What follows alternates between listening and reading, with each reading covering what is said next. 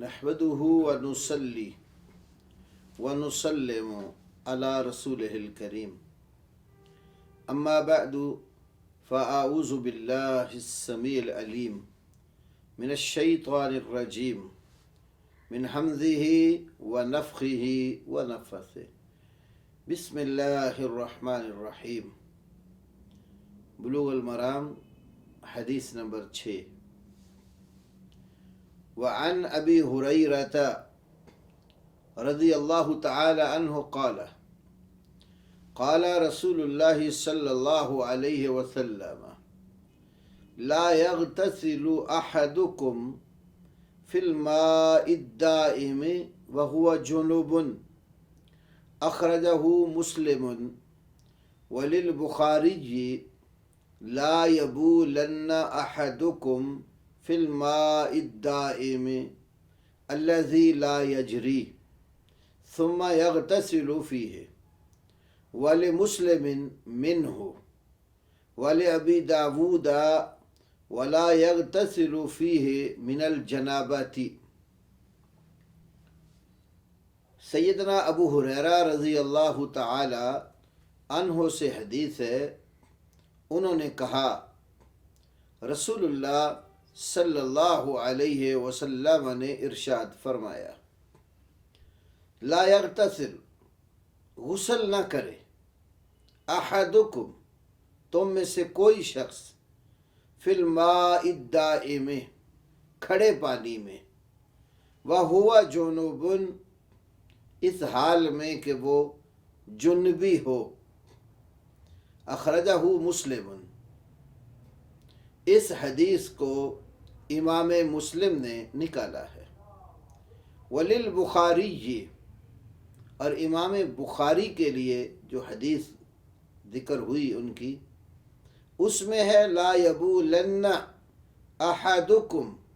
ہرگز پیشاب نہ کرے تم میں سے کوئی شخص فی الماء الدائم کھڑے پانی میں، الذی لا یجری وہ کھڑا پانی جو چلتا نہیں ہے، جاری نہیں ہے، ثم یغتسل فیہ پھر وہ اس میں غسل کرے۔ ولمسلم، اور مسلم کے الفاظ میں فیہ کی بجائے لفظ ہے من ہو، اس پانی سے۔ ولابی داود، اور امام ابو داود کی روایت کے جو الفاظ ہیں ولا یغتسل فیہ من الجنابۃ، اس پانی میں جنابت کی وجہ سے غسل نہ کرے۔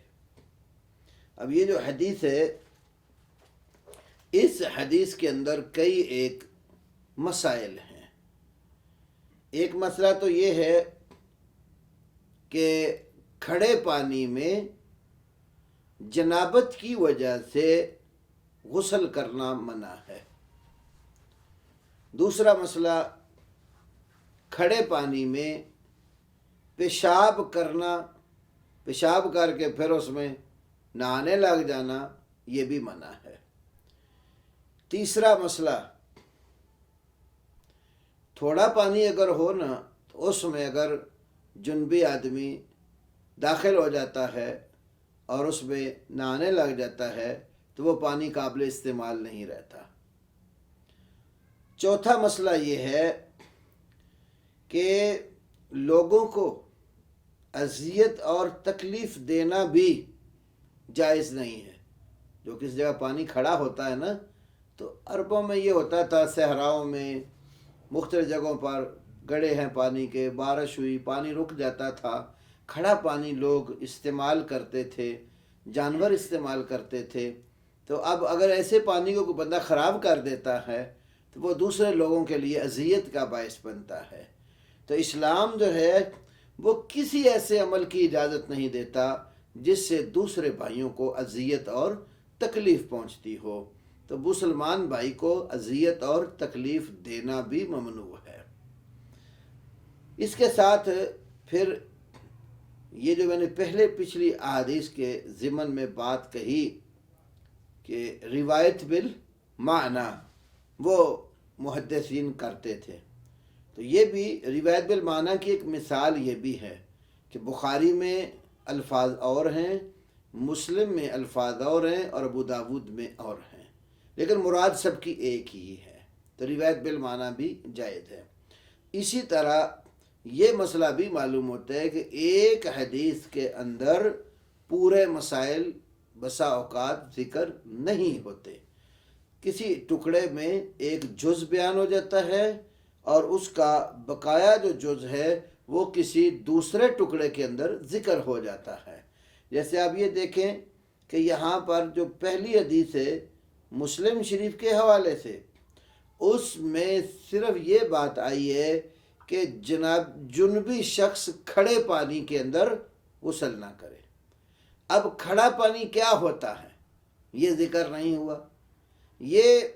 بخاری کی حدیث میں آ گیا کہ ماء الدائم جو ہے کھڑا پانی الذی لا یجری،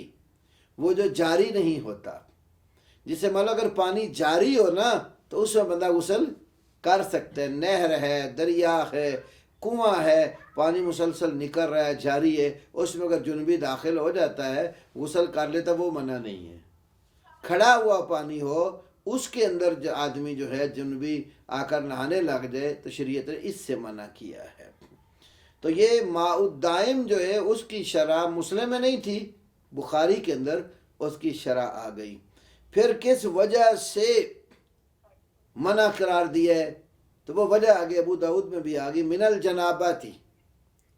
جنبی آدمی جو ہے وہ اس کے اندر نہ داخل ہو۔ تو ایک حدیث ہے دوسری حدیث کی شرح کرتی ہے، تو اس حدیث نے تینوں کے الفاظ جو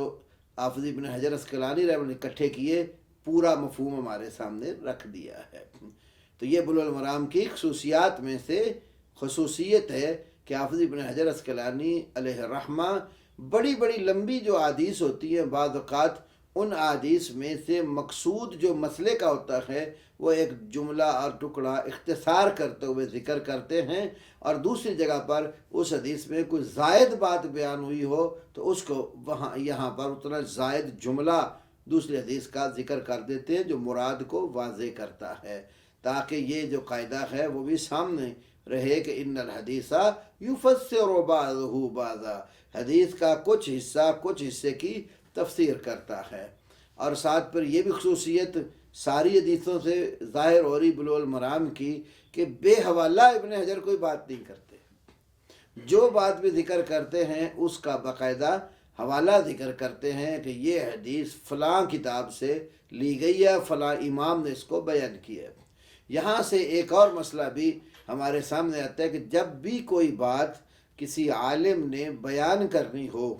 یا عام آدمی نے بھی بیان کرنی ہو نا، تو کم از کم اس کو معلوم ہونا چاہیے کہ یہ جو بات میں کہہ رہا ہوں اس کی دلیل کیا ہے اور یہ حوالہ کہاں ہے۔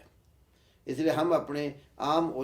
طلباء اور خطباء کو بھی یہ کہتے ہیں کہ جس وقت آپ خطاب کریں، کوئی بات بیان کریں تو بے حوالہ بات نہ کیا کریں،